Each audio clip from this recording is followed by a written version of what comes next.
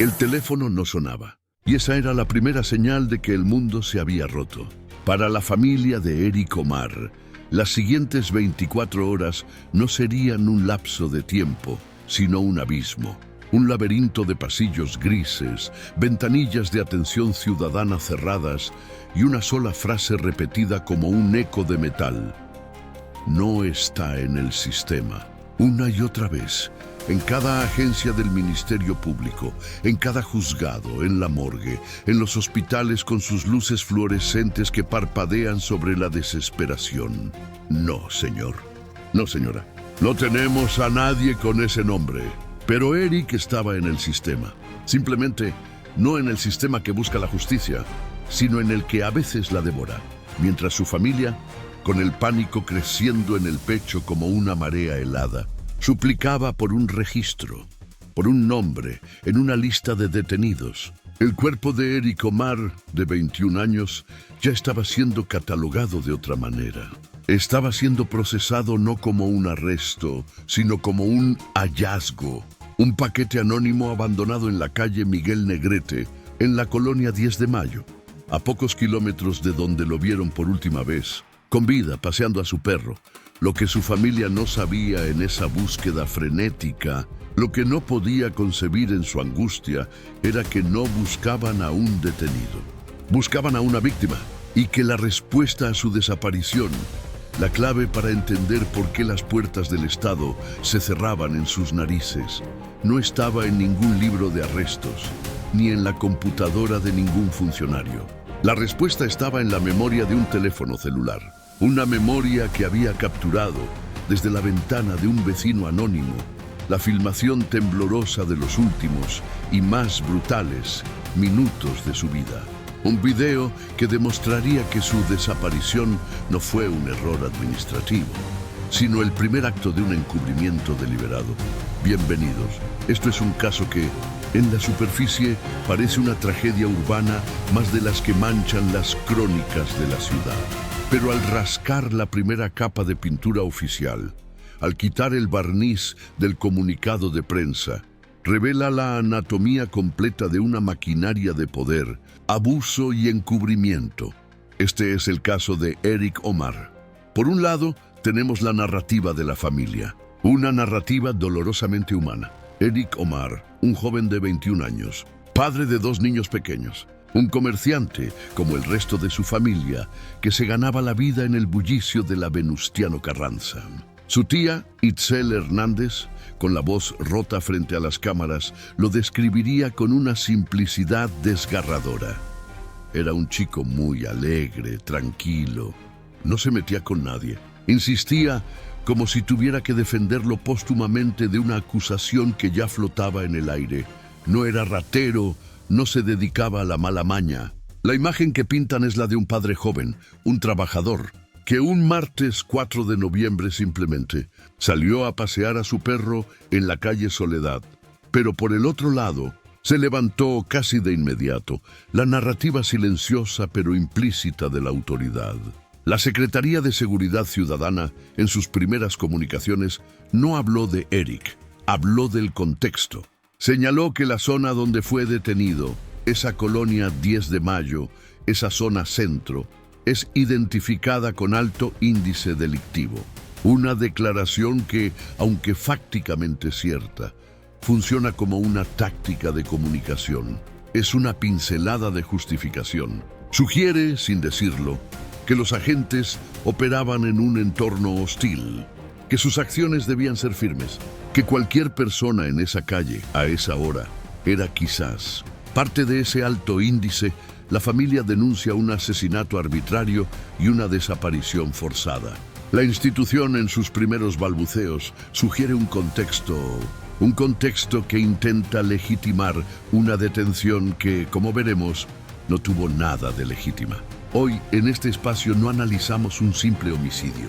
Analizamos el iter criminis, el camino del crimen, que comienza con un abuso de autoridad, escala a una tortura y un homicidio, y culmina en la maquinaria estatal, intentando borrar sus propias huellas.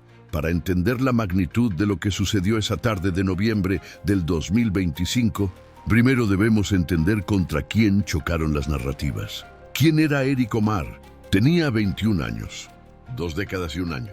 Una edad en la que la vida apenas desempaca sus promesas. Era padre de 2 niños, 2 vidas pequeñas que ahora tienen un vacío con la forma de su padre. Su familia comerciantes, gente de esfuerzo, de lona, de madrugar, de entender el pulso de la calle no como un peligro, sino como un sustento. La descripción de su tía Itzel, muy alegre, tranquilo, es un intento desesperado de humanizarlo ante un sistema que parece necesitar deshumanizar a las víctimas para justificar su propia violencia. La familia de Eric Omar entendió esto instintivamente. Salieron a los medios no solo a llorar, sino a construir un escudo narrativo. No era ratero, porque una familia tendría que aclarar eso. Porque sabían que la primera bala que dispararía la defensa, oficial o mediática, sería la del carácter. Sabían que intentarían pintar a Eric no como la víctima, sino como parte del problema de esa zona de alto índice delictivo. Y aquí es donde la táctica de la Secretaría de Seguridad Ciudadana se vuelve tan reveladora. Al señalar la peligrosidad de la colonia, no están dando un dato, están sembrando una duda. Están creando una presunción de legitimidad. Están diciendo, nuestros oficiales estaban en territorio enemigo y en la guerra hay bajas. Pero la calle Soledad no era un campo de batalla esa tarde. Era una calle donde un joven paseaba a su perro. El perfil socioeconómico de Eric Omar, lamentablemente, lo convertía en el objetivo perfecto. Joven, hombre, comerciante, viviendo en una zona, ¿sí?, con presencia documentada de crimen organizado como la Unión Tepito, con altos índices de violencia. Pero vivir en una zona de alta criminalidad no te hace un criminal, a menudo te hace la primera víctima. Te coloca en una categoría de alta vulnerabilidad al abuso policial, donde la línea entre proteger y dominar se vuelve peligrosamente borrosa. Y lo que los testimonios de la familia revelan es que este encuentro no fue sobre proteger, fue sobre dominar. La violencia, según relataron, no se desató por una resistencia al arresto ni por el descubrimiento de un delito flagrante. Se desató presuntamente por un acto de humillación pura, un acto que define la naturaleza de este crimen. La tarde del 4 de noviembre de 2025. Eric Omar camina por la calle Soledad, el sol de otoño quizás cayendo. El ruido de la Venustiano Carranza como música de fondo. Está paseando a su perro. Es un acto cotidiano, mundano. Es el último acto mundano de su vida. No sabemos cómo inicia la interacción. La Secretaría de Seguridad Ciudadana, hasta la fecha de los informes, no ha proporcionado un solo motivo oficial, ninguna causa probable para la detención inicial. La familia alega que fue detenido simplemente por haber salido a pasear a su perro. Y si no hay motivo legal para la detención, todo lo que sigue no es un procedimiento, es un secuestro. Aquí es donde la historia se vuelve granular y aterradora. Según los testimonios de la familia, que recogen lo que los testigos vieron y oyeron, la interacción escala de una detención injustificada a un ejercicio de poder sádico. Uno de los oficiales presuntamente le exigió a Eric que le lamera los dedos. Detengámonos aquí, imaginemos la escena. Las luces de la torreta quizás, el uniforme, la placa, el peso de la autoridad absoluta frente a un civil de 21 años. Y esa orden, una orden diseñada no para someter, sino para humillar, para quebrar el espíritu antes de quebrar el cuerpo. Es un acto de tortura psicológica. Es el lenguaje del poder absoluto y corrupto. Eric Omar presuntamente se negó. Y aquí, en esta negativa, en este último acto de dignidad, se sella su destino. La negativa a ser humillado es leída por el agente como una afrenta intolerable. La respuesta no es la fuerza proporcional. La respuesta es la furia. El familiar relató a los medios el momento exacto. Le dio un rodillazo. Este no es un golpe cualquiera. No es un empujón. Es un golpe contundente, un rodillazo, dirigido, según la evidencia forense posterior, al torso. La familia afirma que inmediatamente después de recibir ese impacto, Eric se volteó y dejó de moverse. Se colapsó. El golpe, seco y brutal en el abdomen, seguido de un colapso inmediato. Es una secuencia clínicamente consistente con un trauma abdominal masivo, una ruptura de órgano, una hemorragia interna. En ese instante, en la calle Soledad, Eric Omar dejó de ser un detenido y se convirtió en un herido de muerte. Y los oficiales que lo rodeaban dejaron de ser agentes de la ley y se convirtieron en sus asesinos. Pero el crimen apenas comenzaba, porque la historia, analizada con la frialdad de los reportes, revela una anomalía administrativa que es, en realidad, la primera pista del encubrimiento. Los informes indican que los agentes que iniciaron la detención, los que primero abordaron a Eric, estaban adscritos al sector consulado de la SSC. Sin embargo, el video que se revelaría más tarde, la prueba reina, muestra algo crucial. Muestra cómo Eric, ya inerte o semi-inerte, es subido por la fuerza a una patrulla que no pertenecía a consulado. Pertenecía al sector Congreso. Esta discrepancia jurisdiccional no es un error de papeleo. Es el primer indicio de un plan. Los agentes que posteriormente fueron arrestados por el homicidio, Ricardo N., Jaciel N. y Enrique N., pertenecían en efecto al sector Congreso. ¿Qué significa esto? Significa que llamaron a colegas para manejar la situación. Que la patrulla del sector Congreso fue llamada para limpiar la escena. La cámara de un vecino estaba a punto de responder a esa pregunta. La prueba más fuerte, como la llamó la familia, no provino de una cámara de seguridad del gobierno ni de la bitácora de los oficiales. Provino del valor de un vecino. Un ciudadano que, al ver la brutalidad desplegándose en su calle, decidió no mirar hacia otro lado. Sacó su teléfono y oprimió grabar. El video es crudo, es movido, es la perspectiva del miedo. Pero es irrefutable. En las imágenes se ve a 3 oficiales.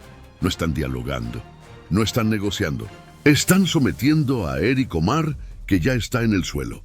No se ve el inicio de la agresión, pero se ve el clímax. Se observa a uno de los oficiales golpearlo repetidamente mientras está en el asfalto. Ya no ofrece resistencia. Quizás, después de ese rodillazo, ya no podía ofrecerla. Y luego, la escena más inhumana. El video registra cómo los agentes arrastran el cuerpo de Eric. No lo levantan como a un detenido, lo arrastran como a un bulto. Lo arrastran para subirlo a la caja o al asiento trasero de esa patrulla del sector Congreso. El video confirma la violencia, pero es el testimonio de la familia, ese detalle del rodillazo, el que le da el contexto fatal. El video es el qué. El testimonio es el cómo y el por qué. La convergencia de estas dos piezas de evidencia es legalmente devastadora. Primero, el testimonio familiar habla de un rodillazo en el abdomen. Segundo, el testimonio dice que tras ese golpe, Eric colapsó y dejó de moverse. Tercero, el video muestra a los oficiales golpeando y arrastrando un cuerpo que parece inerte. Y cuarto, el hallazgo posterior del cuerpo, como veremos, revela notables signos de golpes en el área del abdomen y la cara. La línea es directa. El testimonio, la reacción física, el video y la evidencia forense cuentan exactamente la misma historia, coherente y aterradora. Y en el centro de todo, la pregunta más grande: ¿por qué fue detenido? La SSC, incluso después de que el video se hiciera público, no pudo proporcionar una justificación legal para el arresto. La familia lo dijo claro: por pasear a su perro. Esto es crucial, porque si la detención fue ilegal desde su inicio, la violencia que siguió no puede ser analizada en la categoría de uso excesivo de la fuerza. No se puede usar fuerza excesiva en un acto que de por sí es ilegal. Lo que el video y los testimonios describen no es un mal procedimiento policial. Es una agresión criminal.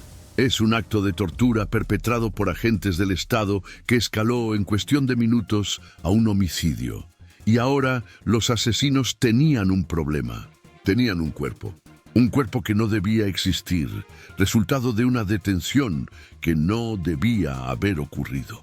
Lo subieron a la patrulla del sector Congreso y en ese momento Eric Omar desapareció. Aquí es donde el caso de Eric Omar trasciende el homicidio y entra en el territorio más oscuro del abuso de poder estatal, la desaparición forzada. Para la familia, el 4 de noviembre por la noche, Eric Omar simplemente no regresó. El perro quizás volvió solo. Un vecino les avisó. Primera llamada, Eric, ¿dónde estás? El teléfono suena pero nadie contesta.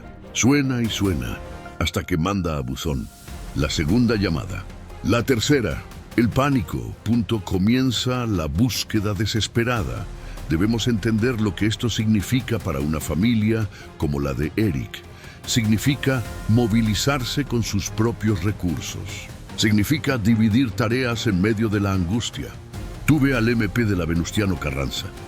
Yo voy al de la Cuauhtémoc. Itzel, llama a los hospitales, al de Balbuena, al de la Villa. Imaginemos a Itzel Hernández, su tía, recorriendo esas agencias. Es más de medianoche. El aire frío de noviembre, las luces de neón de la ciudad, indiferentes. Llega a la primera agencia del Ministerio Público. El olor a café rancio y a desinfectante. El oficial tras la ventanilla de cristal blindado, con los ojos cansados. Buenas noches. Busco a mi sobrino, Eric Omar, 21 años. Creemos que lo detuvieron hoy en la tarde en la calle Soledad. El oficial teclea, sin mirarla. El sonido de las teclas es lo único que rompe el silencio. Pausa. No, señora. No tengo a nadie con ese nombre. No está en el sistema. Pero es que lo detuvieron, estamos seguros. Policías, pues aquí no está. Siguiente. Y así una y otra vez. Hospitales. No, aquí no ha ingresado nadie con ese nombre. Juzgados cívicos. No, no tenemos registro. Delegación tras delegación. Durante más de 24 horas. Una y otra vez la misma respuesta. Nadie sabía nada. Nadie les daba razón. Este periodo no fue un simple retraso burocrático. No fue que se traspapeló el informe. Fue una acción deliberada. Los agentes del sector Congreso que se llevaron a Eric Omar nunca cumplieron con el protocolo legal más básico. Presentarlo sin demora ante el Ministerio Público. ¿Por qué no lo hicieron? La respuesta es obvia y escalofriante. Porque Eric Omar ya estaba gravemente herido, o quizás ya estaba muerto. Presentarlo ante el MP significaba registrar la hora de la detención. Significaba que un médico legista lo tendría que revisar. Significaba activar un protocolo por lesiones que expondría el rodillazo y los golpes. Significaba el fin de sus carreras. Así que tomaron la segunda decisión fatal de esa noche. Decidieron ocultarlo. Al mantenerlo fuera del sistema, lo colocaron en un limbo legal y físico. Lo borraron. Esto tiene un nombre. Se llama desaparición forzada. Y es la prueba irrefutable de que los agentes sabían perfectamente lo que habían hecho.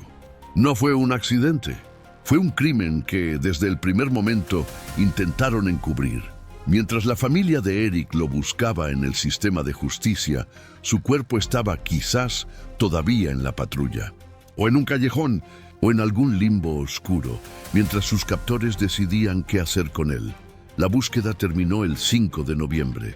No fue en una agencia del MP, fue en la calle. El cuerpo de Eric Omar fue encontrado sin vida en la calle Miguel Negrete, en la colonia 10 de Mayo, cerca de donde fue detenido, pero no en el mismo punto. Lo habían abandonado.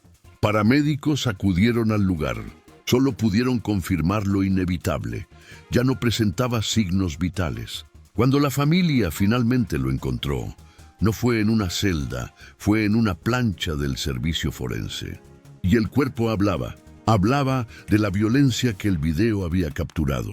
Los informes y los testimonios familiares son claros. El cuerpo presentaba notables signos de golpes en el área del abdomen y la cara. El rodillazo. El abandono del cuerpo en la vía pública fue el acto final del encubrimiento. El intento desesperado de convertir un homicidio policial en un hallazgo anónimo, en una estadística más de violencia, en una zona de alto índice delictivo. Pensaron que sin testigos y sin registro, la historia se desvanecería. No contaban con el video.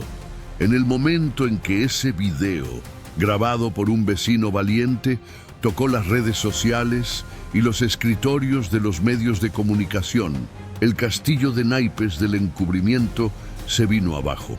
La respuesta de la Secretaría de Seguridad Ciudadana, que había estado ausente durante las 24 horas de la desaparición, fue ahora inusualmente rápida. Fue una respuesta de control de daños, obligada por la evidencia ciudadana y la subsecuente presión social y mediática. De repente, la máquina que había dicho no está en el sistema se puso a trabajar a toda velocidad. La Dirección General de Asuntos Internos de la SSC inició una investigación.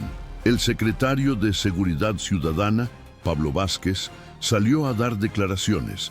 En cuestión de días, la SSC confirmó la identificación y captura de los oficiales implicados. Los nombres salieron a la luz: Ricardo N., Jaciel N. y Enrique N. Todos, como indicaba la anomalía administrativa, adscritos al sector Congreso. La tarjeta informativa de la SSC confirmó que fueron presentados ante el agente del Ministerio Público para rendir su declaración. Esa misma presentación que le negaron a Eric Omar. Pero la acción no se detuvo ahí. En un movimiento que buscaba mostrar mano dura y cortar la línea de responsabilidad, el secretario Pablo Vázquez ordenó el cese del cargo del director del sector Congreso, el supervisor directo de los elementos implicados. Esta medida es una admisión implícita de algo mucho más grande, una falla en la supervisión, un reconocimiento de que la cultura de ese sector estaba, por lo menos, fuera de control. Comparemos esta celeridad con el contexto más amplio de la violencia policial en México. Un análisis de Mexicanos contra la corrupción y la impunidad describe el fenómeno como uno de impunidad sin límite, donde se estima que solo 1 de cada 200 casos de violencia policial llega a ser castigado. 1 de cada 200. La rápida acción en el caso de Eric Omar no parece ser, entonces, un indicador del funcionamiento rutinario de la justicia interna.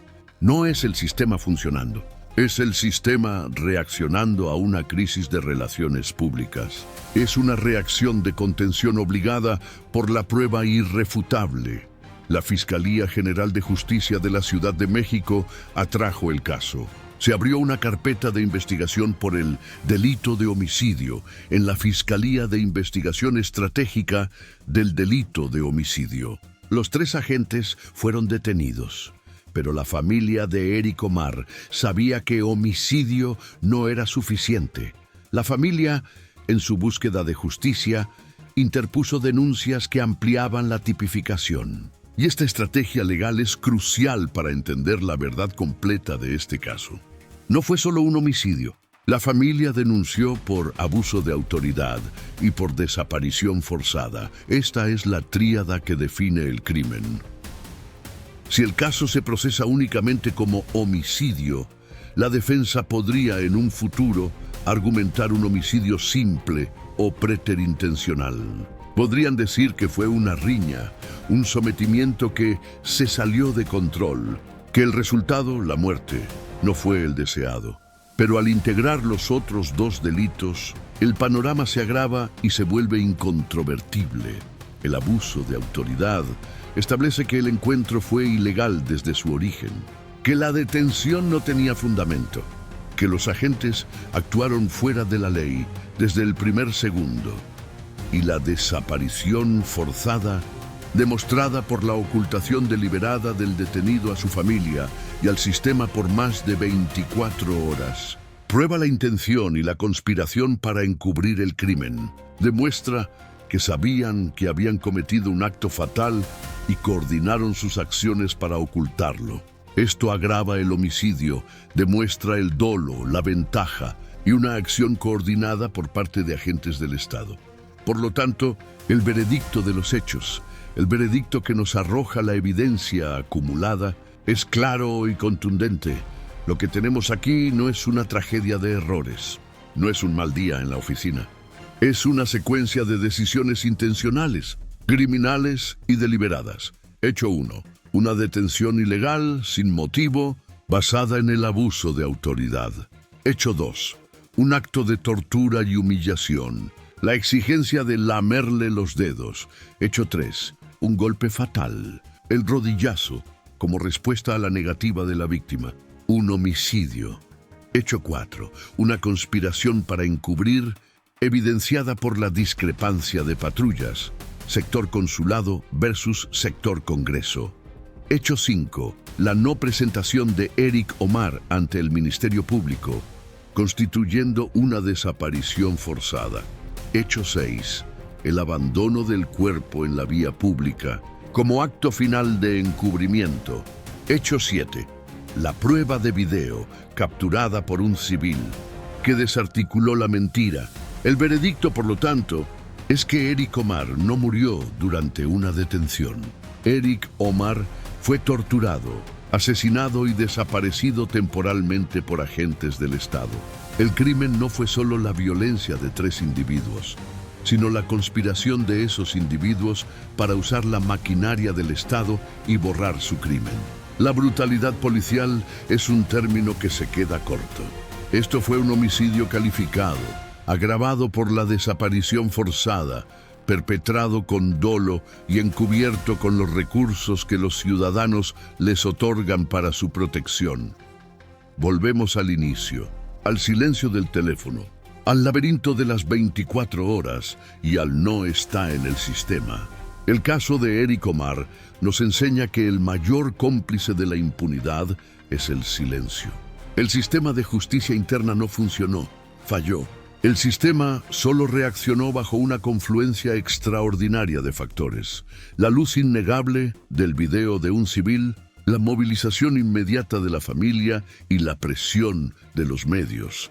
En ausencia de cualquiera de estos elementos, es probable que Eric Omar fuera hoy una estadística más de muerte no resuelta en la vía pública, cerrada con un informe policial falso de resistencia a la autoridad o riña entre particulares.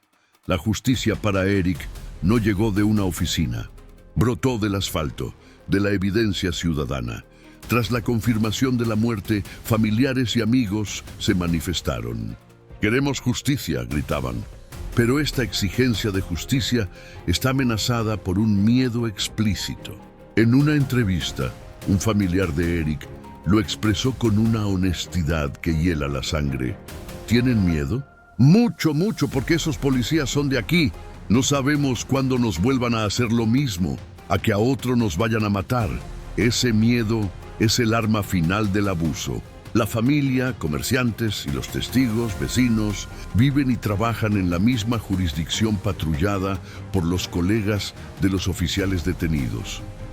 Para todas las personas que han vivido o están viviendo una situación de abuso de autoridad, para las familias que ahora mismo están en esa búsqueda desesperada, recorriendo pasillos y suplicando por un nombre en una lista, no están solas. Su miedo es válido, es real, y es la herramienta que el sistema corrupto usa para paralizarnos. Pero la historia de Eric, registrada en ese video tembloroso, nos muestra la única contraarma que tenemos, la visibilidad, la luz. Compartir este caso, decir el nombre de Eric Omar, no es solo buscar justicia para él y para sus 2 hijos. Es encender una luz en los rincones oscuros donde opera el abuso. Es proteger al próximo joven que salga a pasear a su perro. Es un recordatorio de que, aunque ellos tengan el poder de la placa y el arma, nosotros tenemos el poder de la voz, de la cámara y de la memoria colectiva. Que no haya silencio, que haya justicia. Suscríbete para conocer los nuevos casos que traeremos a la luz. Únete a esta comunidad que busca ser una voz para aquellos que ya no pueden hablar. Estamos aquí para que ninguna de estas historias se pierda en el olvido, para que ninguna familia luche sola.